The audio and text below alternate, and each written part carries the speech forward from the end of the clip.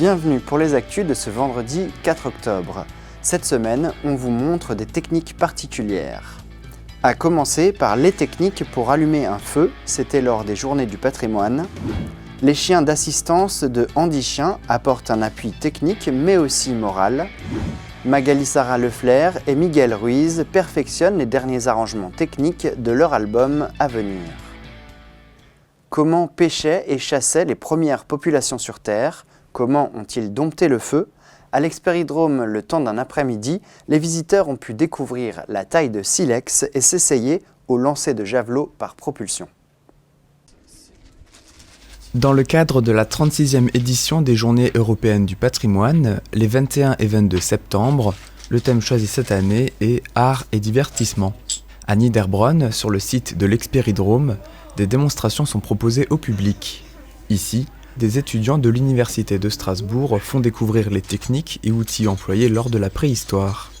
De manière concrète, cela permet de voir l'utilisation des instruments que l'on peut observer habituellement dans des musées.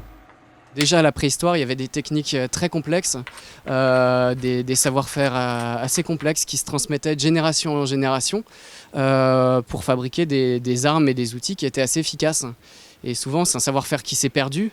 Donc en tant qu'archéologue, l'intérêt de retailler du silex, c'est ça, c'est d'essayer de comprendre concrètement comment ont été fabriqués les outils qu'on retrouve lors de fouilles archéologiques. À l'époque, en plus des silex, on utilisait des matériaux tels que les os ou les bois de renne. Ils étaient travaillés de telle sorte à en faire des outils pour le quotidien ou encore des armes. Autre étape importante dans l'évolution humaine, la création et la domestication du feu. Pour se protéger des animaux sauvages, pour se réchauffer et bien évidemment pour cuire les aliments, le feu nécessitait à l'époque des outils bien précis. La première méthode consiste à l'allumage par friction. Avec un archet, en frottant suffisamment vite une tige sur une planchette en bois, les frictions vont créer de la sciure de bois qui va s'embraser. Après, la braise est déposée dans de la paille, ce qui va démarrer un feu. Une autre méthode, tout aussi connue, consiste en l'allumage par percussion avec des pierres. Et pour ça, on a besoin d'une pierre très particulière qu'on appelle la pyrite ou la marcassite. C'est une roche qui est composée de fer et de soufre. Et quand on va venir frapper sur cette pierre avec une roche très dure, par exemple du silex, ça va faire des étincelles très chaudes qu'on va faire tomber sur un matériau qui va rapidement pouvoir se transformer en braise. Ce qui fonctionne bien, c'est par exemple l'amadou, c'est un champignon qui pousse sur les vieux arbres. Et quand on va faire tomber des étincelles sur ce champignon, on va pouvoir créer une braise également. Voilà, là j'ai ma petite braise qui s'allumait. Donc je fais un petit nid de paille. Donc ça c'est ce qu'il y a au bout des massettes et les roseaux tubulaires. Ça aide généralement. Je mets ma braise dedans, je renferme, je fais un petit nid de paille. Et maintenant je vais souffler pour activer la braise.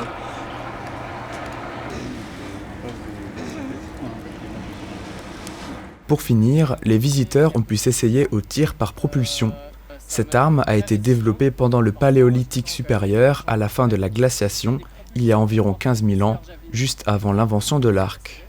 Utilisé pour chasser, le propulseur permet de décupler la force du bras. On y accroche des javelines avec une pointe en pierre ou en os taillé. L'effet de levier permet à l'arme de parcourir plusieurs dizaines de mètres. Comme si c'était un marteau. Voilà, pas mal. Et voilà. L'association Andy Chien propose 4 profils de chiens qui peuvent apporter une aide précieuse. Des chiens d'assistance, d'accompagnement social, d'éveil ou encore des chiens capables de détecter des crises d'épilepsie. Ils ont des tempéraments calmes et sont très disciplinés. Les démonstrations dans ce sujet.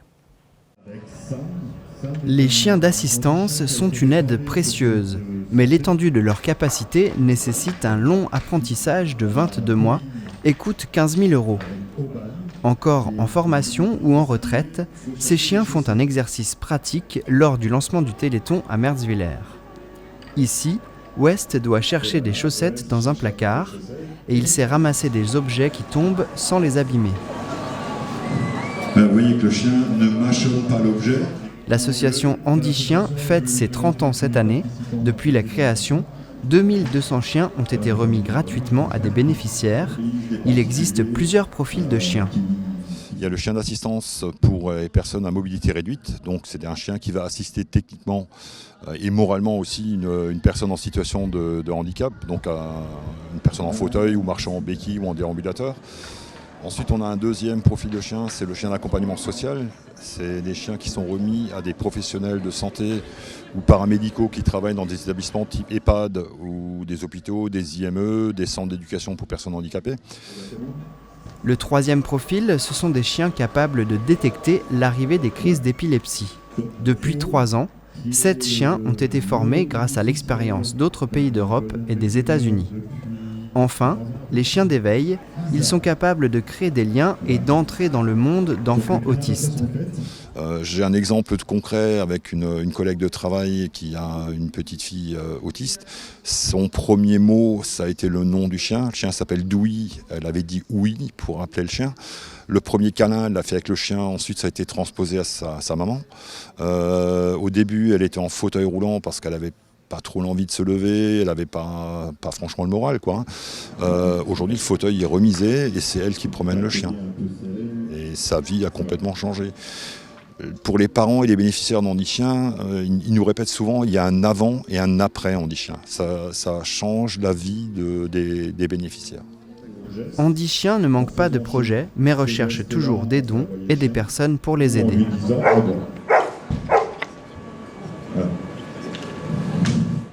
Leur travail aboutit. La sortie d'un album est toujours un moment important pour des artistes. On retrouve Magali Sarah Leflair et Miguel Ruiz en studio. Un nouvel album pointe le bout de son nez. Magali Sarah Leflair et Miguel Ruiz travaillent sur le projet depuis 1 an. Le duo, adepte des musiques latines et aux accents manouches, propose un ensemble d'une dizaine de chansons. Le thème abordé est la rencontre. On y retrouve des titres autobiographiques qui parlent de la famille, des choses qu'ils ont vécues et qui s'inspirent de leur vie. C'est le mot racine en espagnol, raíces. Parce qu'elle est d'origine manouche, je suis d'origine espagnole, et puis qu'on a réuni nos racines. On retrouve de la rumba catalane, donc les origines plutôt de Miguel. Il y a quelques swings, il y a des valses à l'ancienne, et il y aura une dizaine de titres sur cet album.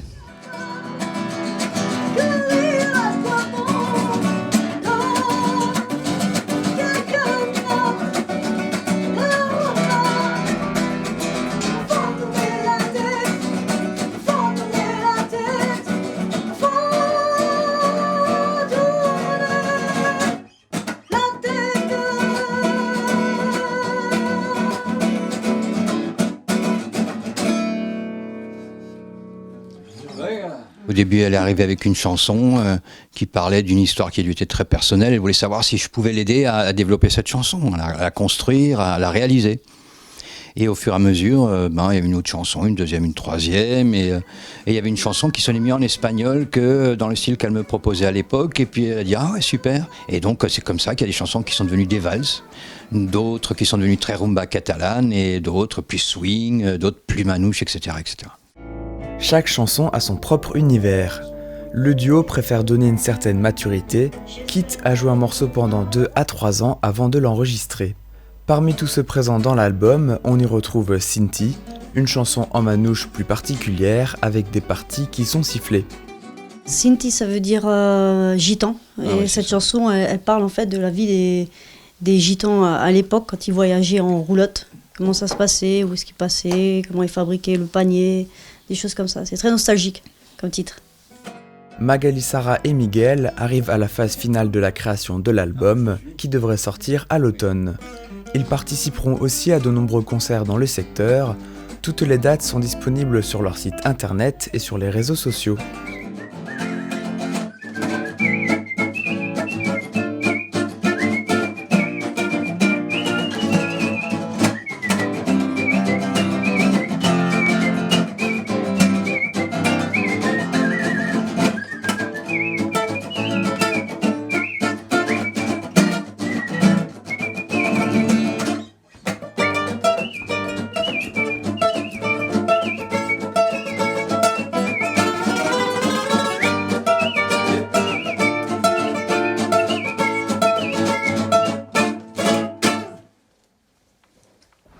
Moment de cohésion nationale lors de l'hommage à l'ancien président de la République, Jacques Chirac.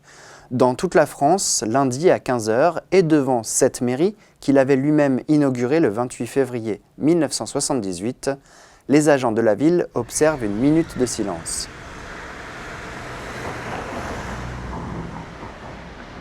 Élu en 1995 avec plus de 52% des voix, puis en 2002 à 82%, c'est marquant, il aura été à la tête de l'État pendant 12 années.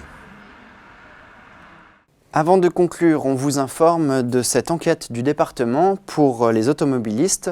Le Bas-Rhin vous invite à participer et donner votre avis sur la qualité du réseau routier. Pour participer, l'adresse s'affiche en bas de l'écran. Tout de suite, c'est l'interview de la semaine avec le lancement de la saison culturelle. Puis on se régale en cuisine avec les recettes des paupiettes de bœuf et des galettes de pommes de terre. C'est en alsacien mais c'est très facile à comprendre, il suffit de regarder, de refaire les gestes et puis de savourer. La recette est aussi sur notre site internet tv3v.fr. Bon appétit, bonne semaine.